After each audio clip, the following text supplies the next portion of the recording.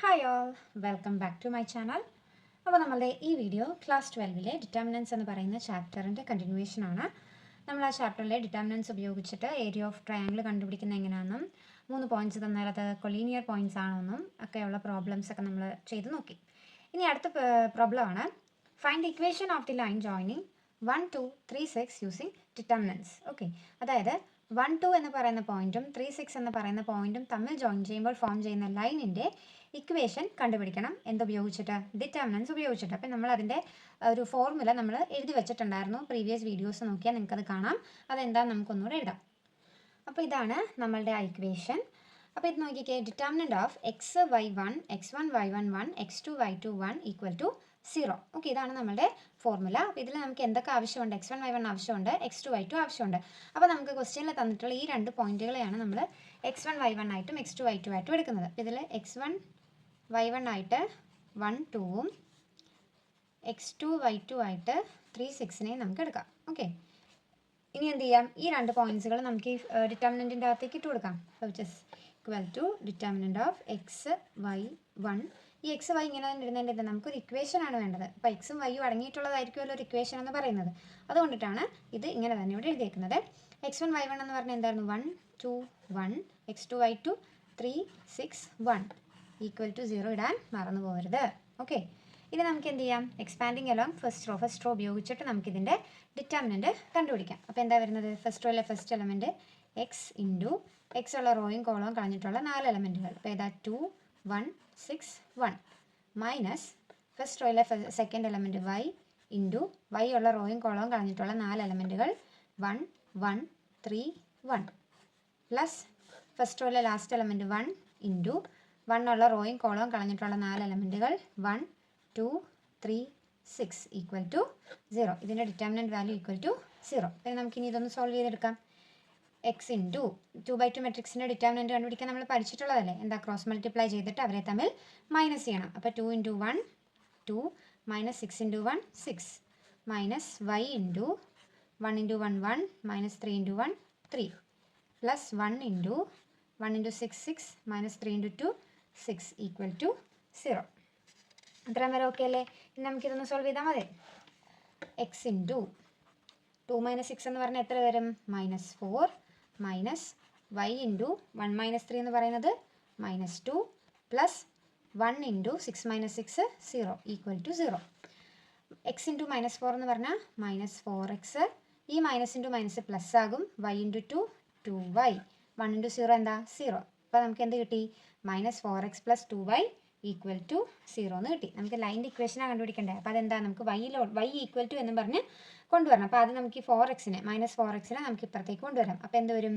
2y equal to -4x ഇപ്പുറത്തേക്ക് വരുമ്പോൾ അതെന്തായി മാറും? +4x ആയിട്ട് മാറും. ഇനി വൈയും കൂടെ കണ്ടുപിടിച്ചാൽ പോരെ? എന്ത് ചെയ്യണം? ഈ 2വിനെ ഇപ്പുറത്തേക്ക് കൊണ്ടുവന്ന് ഡിവൈഡ് ചെയ്യണം. ഞാൻ ഇവിടെ എഴുതുവാണേ. അപ്പോൾ y is equal to 4x divided by 2. നമുക്ക് എന്ത് കിട്ടി? y is equal to 2x എന്ന് കിട്ടി. Okay, y is equal to mx plus c നമ്മൾ മുന്നേയൊക്കെ പഠിച്ചിട്ടുള്ളൊരു സാധനമാണ് ലൈൻ്റെ ഇക്വേഷൻ എന്ന് പറയുന്നത്. അപ്പോൾ ഇവിടെ നോക്കിയാൽ y is equal to 2x plus c എന്ന് എഴുതാൻ നമുക്കൊരു കോൺസ്റ്റൻറ്റ് ഇല്ല. അപ്പോൾ ഇവിടെ വേണേൽ +0 എന്ന് എഴുതിയാൽ നമ്മുടെ ഒരു കംപ്ലീറ്റ് ഇക്വേഷൻ ആക്കി നമുക്കിതിനെ എഴുതാനായിട്ട് പറ്റും. ഓക്കെ, ഇത് ഇവിടെ വെച്ച് എഴുതി നിർത്തരുത്. ഇക്വേഷൻ ആയെന്നും പറഞ്ഞുകൊണ്ട് ലൈൻ്റെ ഇക്വേഷനാണ് വേണ്ടത്. അപ്പോൾ അതിന് വേണ്ടിയിട്ട് നമ്മൾ എന്തിലേക്ക് മാറ്റണം? ലാസ്റ്റ് വൈയിലേക്ക് ഇതിനെ കൊണ്ടുവരണം. ഓക്കെ, ഈ ക്വസ്റ്റ്യൻ എല്ലാവർക്കും മനസ്സിലായോ? അപ്പോൾ നമുക്ക് അടുത്തൊരു പ്രോബ്ലം കൂടെ ചെയ്യാം. ഓക്കെ, അപ്പോൾ ഇതാണ് നമ്മളുടെ അടുത്ത ചോദ്യം. നമ്മൾ നേരത്തെ ചെയ്ത ചോദ്യം പോലെ തന്നെ using determinants find the equation of the line joining 3 1 9 3. 3 1ഉം 9 3ഉം തമ്മിൽ ജോയിൻ ചെയ്യുമ്പോൾ അവിടെ ഫോം ചെയ്യുന്ന ലൈനിൻ്റെ ഇക്വേഷനാണ് നമുക്ക് കണ്ടുപിടിക്കേണ്ടത്. അപ്പോൾ ആദ്യം നമുക്ക് x1 y1ഉം x2 y2 ഒന്ന് എടുത്ത് എഴുതാം. അപ്പോൾ ഇവിടെ x1 y1 ആയിട്ട് 3 1ഉം